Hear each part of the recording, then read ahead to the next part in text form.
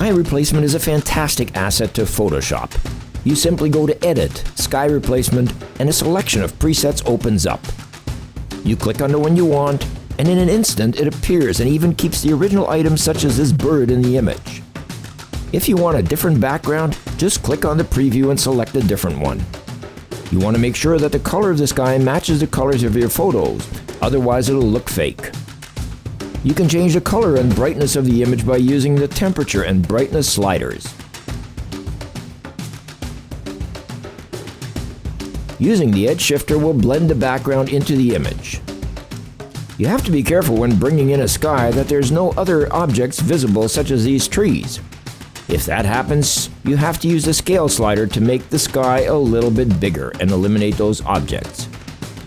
Be careful if you're changing the size of the background that you don't make it too small. You can also flip the image, and you can change the blend from multiply to screen, which gives you a softer blending between the sky and your foreground. You can change the edge lighting and adjust the color a little if need be.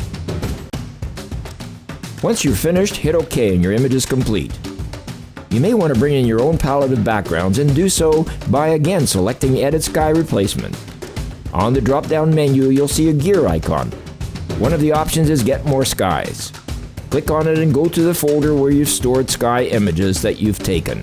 Select the one you want and it's automatically entered into your palette for future use.